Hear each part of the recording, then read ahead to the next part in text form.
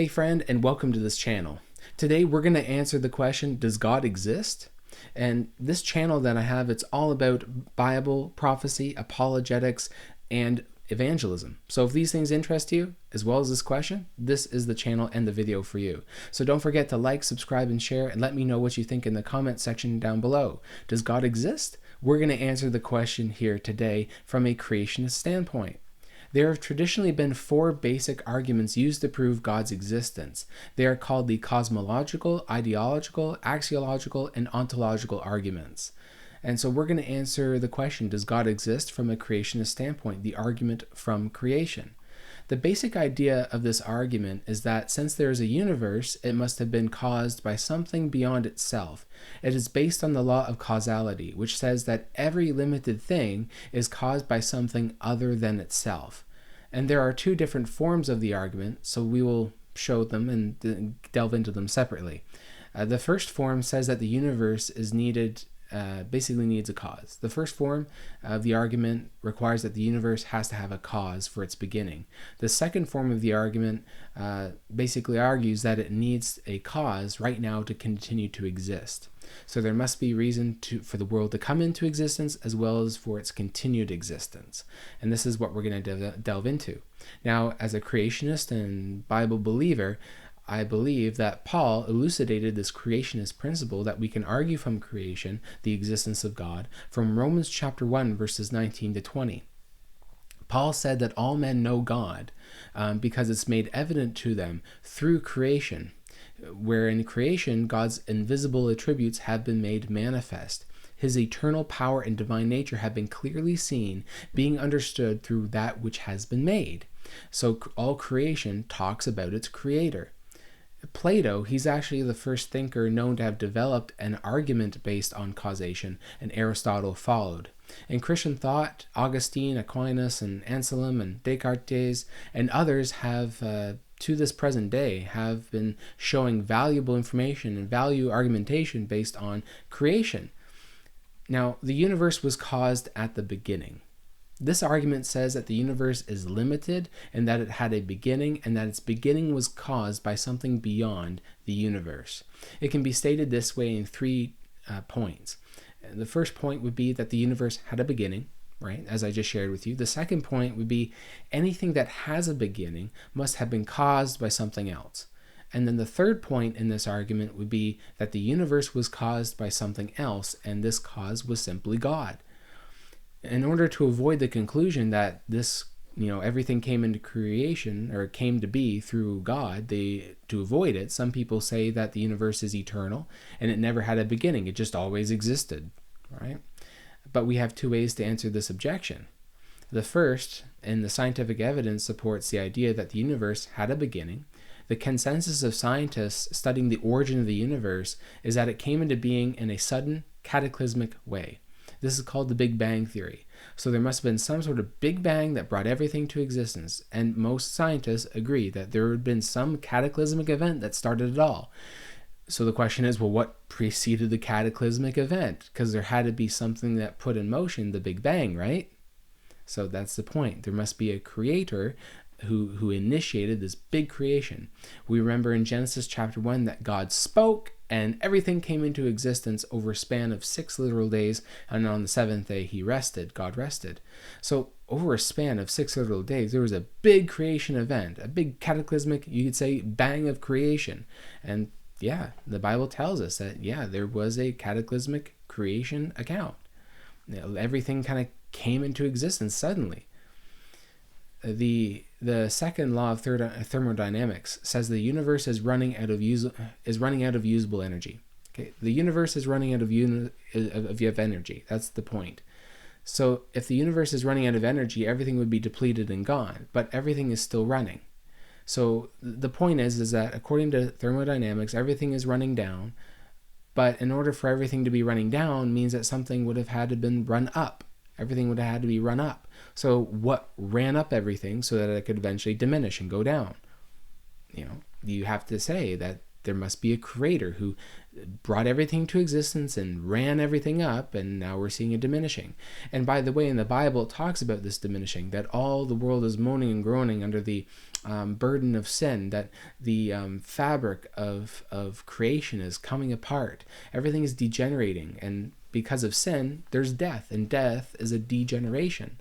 So as I said, so there's been a running up, so life had been spoken into the universe, and now because of sin, death is destroying, and things are diminishing, okay? A sound explanation may exist for the explosive birth of our universe, but if it does, science cannot find out what the explanation is. The scientist's pursuit of the past ends in the moment of creation. So we need to understand, well, at the moment of creation, what was? Well, God was, and he's the causative one. Beyond the scientific evidence that shows the universe began, there is a philosophical reason to believe that the world had a starting point. This argument shows that time cannot go back into the past forever. You see, it's impossible to pass through an infinite series of moments. You might be able to imagine passing through an infinite number of dimension points on a line by moving your finger from one end to the other, but time is not dimensionless or imaginary. It is real. Each moment that passes uses up real time that we can't go back to. It is more like moving your finger across an endless number of books in a library. It just keeps on going. Like behind me, I have a library, and it's a never-ending one. It just keeps going and going. You would never get to the last book because of this never-ending library of books. Even if you thought you had found the last book, there could always be one more added, then another and another. You can never finish an infinite series of real things. If the past is infinite, which is another way of saying if the universe had always existed without a beginning, then we could never have passed through time to get to today.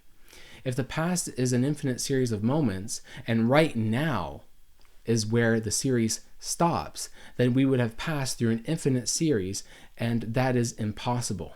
If the world never had a beginning, then we could not have reached today. But we have reached today.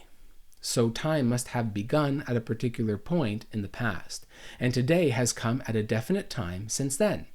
Therefore, the world is infinite. The world is an infinite event. After all, it needs a cause for its beginning. All right. So there's two kinds of infinite series.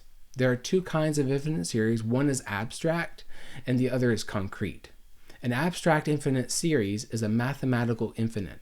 For example, as any mathematician knows, there are infinite number of points on a line between point A and point B.